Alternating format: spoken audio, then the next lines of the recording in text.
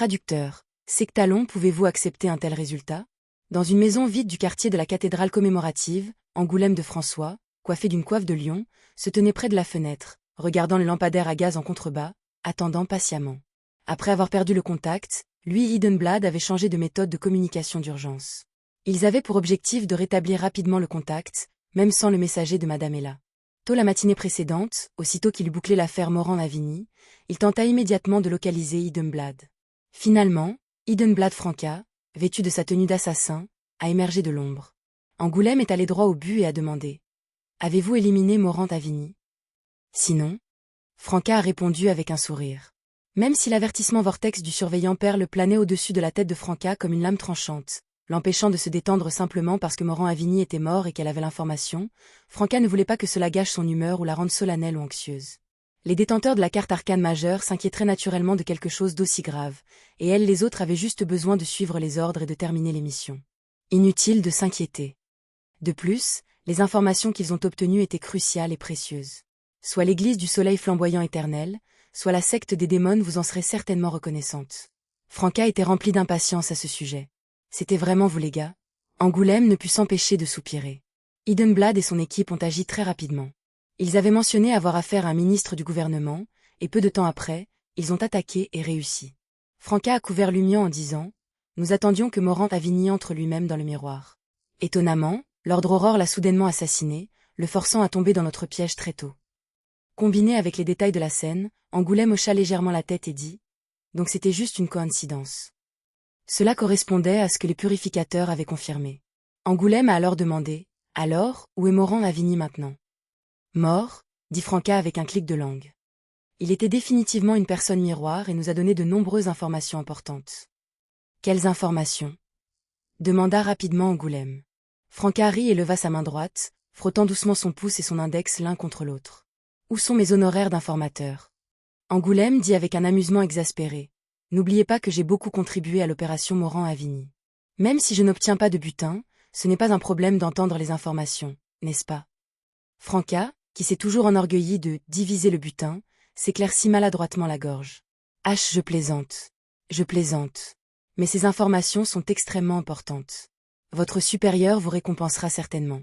N'oubliez pas de m'aider à récupérer mes honoraires. » « Allez droit au but, » répondit Angoulême d'une voix grave. Ce n'était pas qu'il était avare à propos des frais, mais Hiddenblad avait souligné à 2 reprises à quel point les informations étaient cruciales, ce qui l'avait rendu impatient. Franca a omis les détails du tarot club de l'ordre Aurora, mais a commencé par la capture de J et Bu jusqu'à l'apparition peinte du surveillant Perle et la théorie de Lumian sur l'ensemble de la situation.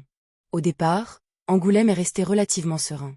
Les problèmes de Mirror People sont à peine pris en compte dans les attentes du purificateur. Mais lorsque Morand-Lavigny a été trompé en révélant que Roselle Gustave dirigeait le Mirror People, la tête d'Angoulême a commencé à bourdonner de plus en plus fort.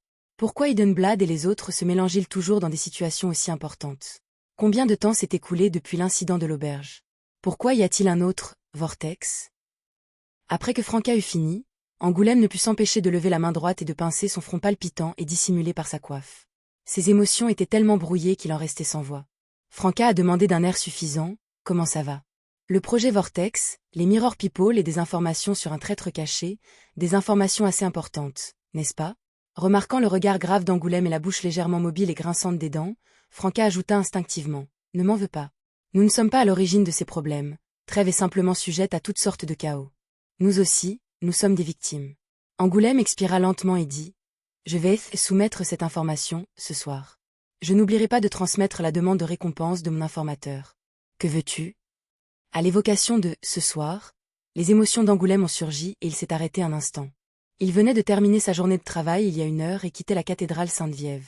Maintenant, il fallait qu'il revienne. « Je suis l'agent 007. Pas un esclave sociétal travaillant de minuit à minuit tous les foutus jours Angoulême intérieurement maudit, mais qui semblait toujours calme, fiable et émotionnellement stable. » Franca réfléchit profondément et dit: « Tous les ingrédients de la potion du plaisir. » Elle avait considéré que sa potion d'affliction pouvait être récompensée par la secte des démons, mais pas par celle de Jenna.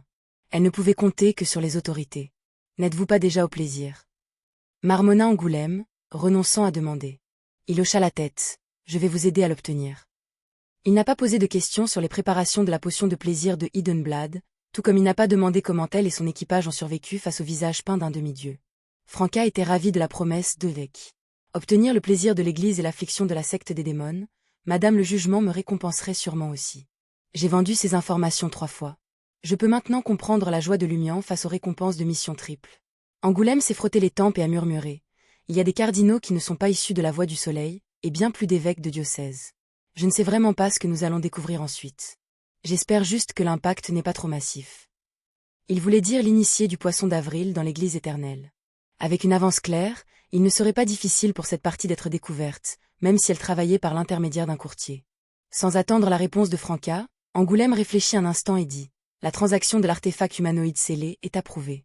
Faites-moi savoir les détails de la transaction à tout moment. » C'est finalement approuvé. Franca a critiqué la bureaucratie et a curieusement demandé « Quelle est l'histoire de cet artefact humanoïde ?»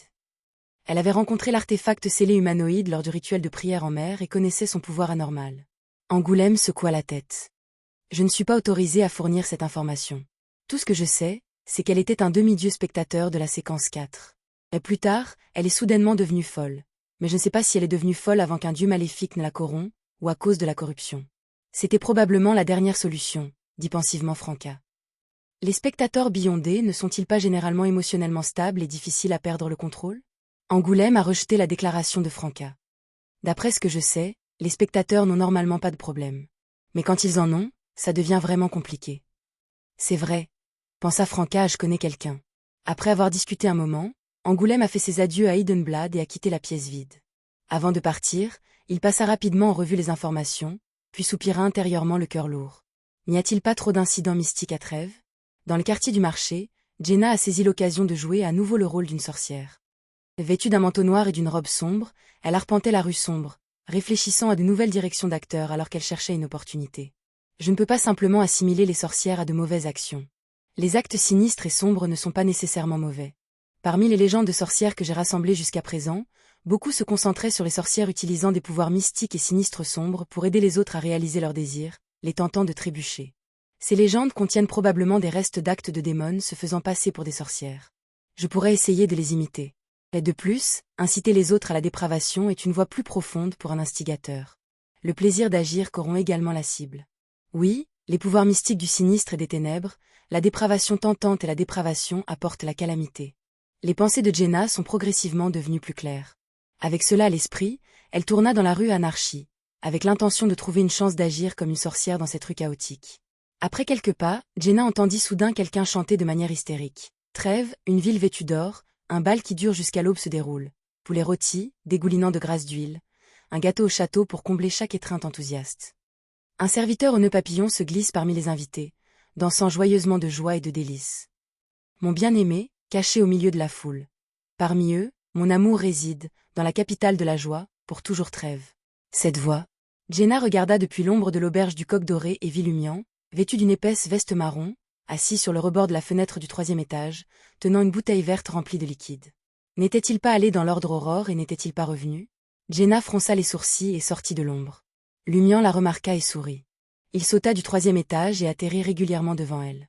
« Pourquoi es-tu ici ?» Jenna a demandé avec inquiétude. Lumian sourit avec désinvolture. « Cet endroit m'a soudainement manqué. Je suis revenu boire un verre. » Sentant l'étrange excitation de Lumian, Jenna réfléchit un instant puis demanda « Est-ce qu'il s'est passé quelque chose ?» Non, nia rapidement Lumian. Il a souligné « Je vais bien. » Une bouteille d'absinthe à la main, il se dirige vers la sortie de la rue Anarchie. Jenna la suivait de près, sans demander davantage. Sous le clair de lune cramoisie et les lampes à gaz dispersées, le Lumian silencieux sourit soudainement et annonça « Je suis sur le point de commencer à blasphémer. » Non, c'est déjà commencé. Il ne s'est pas retourné et a continué à marcher. N'as-tu pas blasphémé pendant tout ce temps? Jenna a prudemment sondé l'autodérision habituelle de Lumian. Le regard de Lumian resta fixé devant lui alors qu'il souriait. C'est différent cette fois. Il accéléra le pas et n'en parla plus. Jenna jeta un coup d'œil aux bottes en cuir boueuses de Lumian et à l'environnement sale mais sec. Elle pinça les lèvres et n'appuya pas davantage. Lumian a continué à marcher, fredonnant de temps en temps une mélodie, discutant de temps en temps avec Jenna et plaisantant avec un sourire. Il retourna à son appartement loué et entra dans sa chambre. Jenna se tenait tranquillement dans le salon, regardant Lumian fermer la porte en bois de la chambre. Dans la pièce sombre, éclairée uniquement par le clair de lune cramoisie, Lumian s'assit à son bureau, déplia un morceau de papier et prit un stylo plume. Il n'a pas allumé l'applique murale à gaz ni créé de boules de feu flamboyantes. Dans l'obscurité totale, Il a placé le stylo sous la faible lumière. Au milieu du bruissement du papier, le sourire de Lumian s'estompa et son poignet ralentit. Finalement, il a écrit la lettre inhabituellement brève. « Honorable Madame la magicienne, j'aimerais vous rencontrer.